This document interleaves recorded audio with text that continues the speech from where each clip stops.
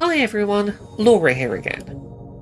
This next game is a title that I think is tackling a deeply important topic, but one that's not often covered in video games, and is being approached from a more hopeful perspective than you might expect given its initial pitch.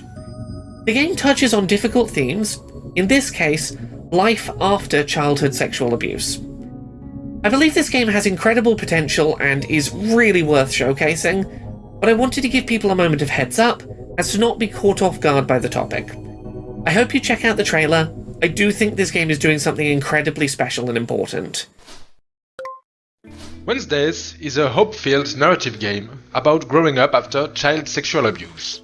It is meant to be played by everyone, gamer or not. The game alternates between two phases: the park, which is a simplistic theme park management game, and the memories, which play like a visual novel or an interactive comic. Both can be played with a mouse, a keyboard, an Xbox controller, or any combination of those. A colourful theme park is seen from above.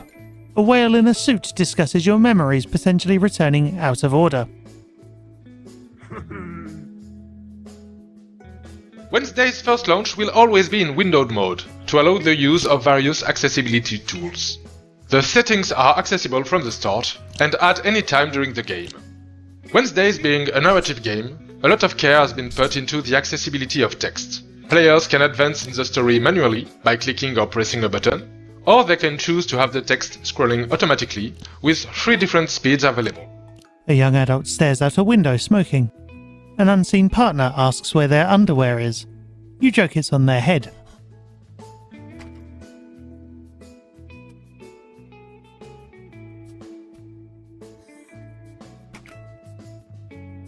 The park and the memories use different fonts, but each of them can be replaced by a highly legible alternative font. 5 font sizes are available, from very small to very big. A young child seeks permission from a male adult to go into town by themselves.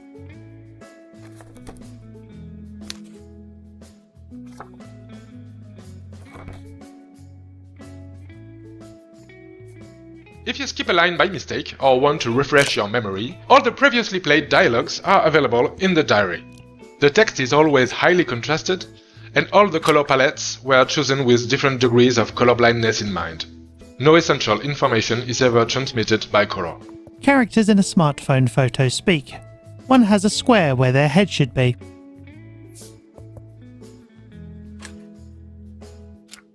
In the park, the cursor movement speed can be adjusted. The drag and drop can be deactivated, as well as the animations if they turn out to be annoying or distracting. The music and ambient sound volume, as well as the sound effect volume, can be adjusted independently. The game contains no 3D audio effect, and all important sound effects are dubbed with a visual onomatopoeia. Each time the player hits a crate, the word clank appears on screen.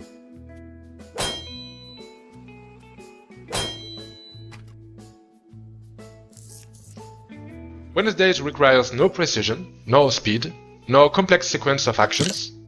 It contains no flashing lights, no haptic feedbacks, and never requires to hold down a button. The game is available on Steam, but also on itch.io for those who don't want to create an account nor learn how to use the complicated Steam client.